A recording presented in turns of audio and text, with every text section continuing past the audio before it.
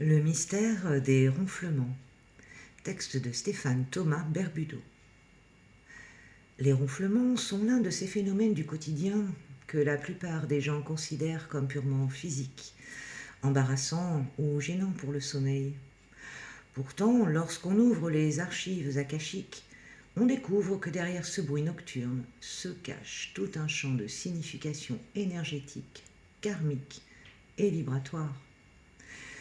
Beaucoup réduisent le ronflement à un simple problème anatomique, palais qui vibre, obstruction nasale, relâchement musculaire de la gorge. C'est vrai sur un plan biologique, mais cela n'est que la couche visible d'une mécanique beaucoup plus profonde. Et les racines énergétiques des ronflements. Le ronflement survient lorsque le souffle vital, le prana, le chi, circule mal dans les canaux subtils pendant le sommeil. Le corps se met alors à vibrer de façon dissonante, produisant ce son qui, dans la lecture akashique, révèle, premièrement, un désalignement entre le souffle et l'âme. L'être ne respire pas totalement en accord avec son essence. Cela traduit souvent une lutte inconsciente entre ce que la personne vit et ce que son âme voudrait exprimer. Deuxièmement, une stagnation émotionnelle. Les ronflements portent fréquemment la mémoire de non-dits, des émotions refoulées, notamment liées à la colère, à la peur ou à l'impuissance, se traduisent en vibrations sonores la nuit. Troisièmement, une protection vibratoire involontaire. Certains ronflements agissent comme une barrière sonore, un champ de bruit empêchant certaines présences ou intrusions de s'approcher du dormeur. Dans ce cas, le ronflement fonctionne comme une alarme inconsciente qui garde l'espace. Quatrièmement, un ancrage forcé. Pour certaines âmes qui voyagent trop la nuit, rêves lucides, sorties astrales fréquentes, le corps ronfle pour alourdir la fréquence et rappeler l'âme à la densité. C'est une manière maladroite de maintenir le lien au corps. Les ronflements et la mémoire karmique. En consultant les couches akashiques plus anciennes, on découvre que les ronflements apparaissent souvent chez des âmes qui ont porté des masques lourds ou oppressants dans des vies de gladiateurs, mineurs, esclaves, soldats. La gorge porte encore la mémoire de cet étouffement. Chez des âmes qui ont vécu des morts par suffocation, pendaison ou noyade, le souffle nocturne rejoue ces traumatismes et cherche à les libérer.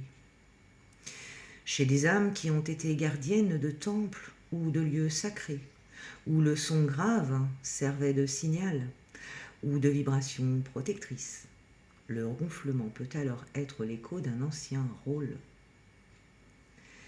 Ainsi, derrière un bruit perçu comme banal, se cachent souvent des fragments d'histoires anciennes qui demandent à être reconnus et pacifiés.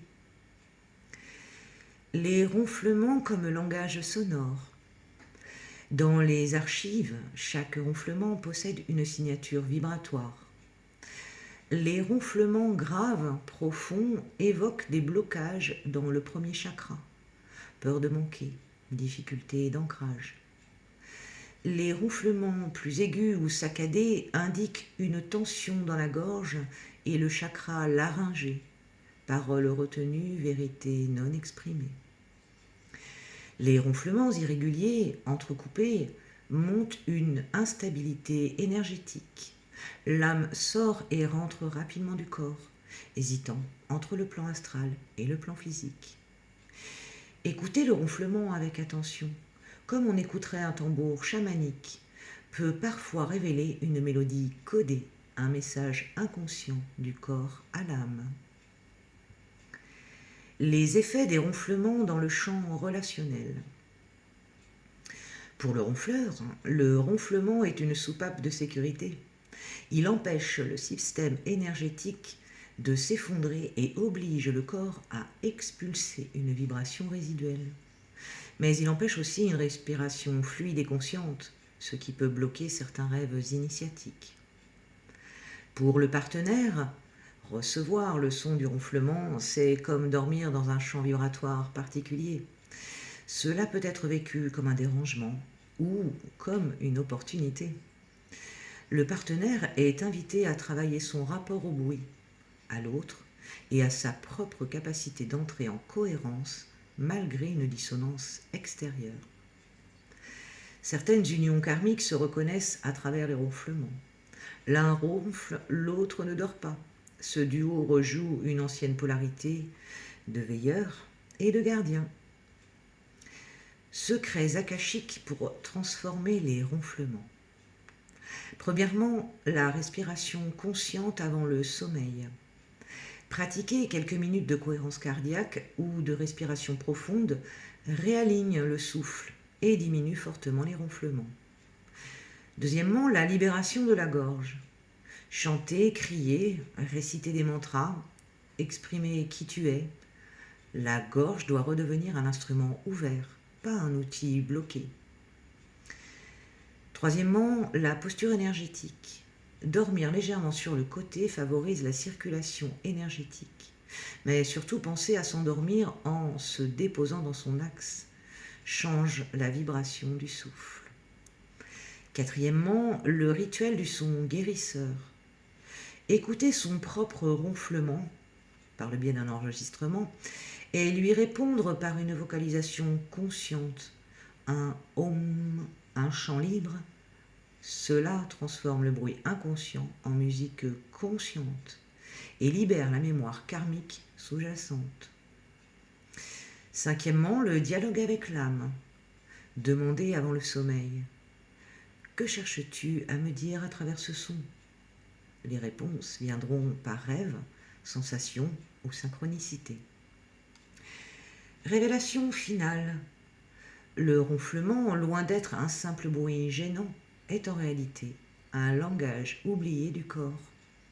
C'est la manière dont la gorge et le souffle traduisent la nuit, les tensions entre le plan terrestre et le plan spirituel.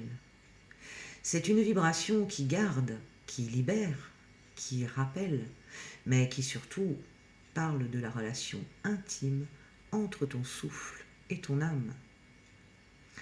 Le secret ultime révélé par les archives. Quand le souffle s'harmonise avec la vérité intérieure, le ronflement disparaît, car le corps n'a plus besoin de crier inconsciemment, ce qui est enfin assumé consciemment. Mantra du soir dit : mon souffle et mon âme vibrent dans une seule harmonie.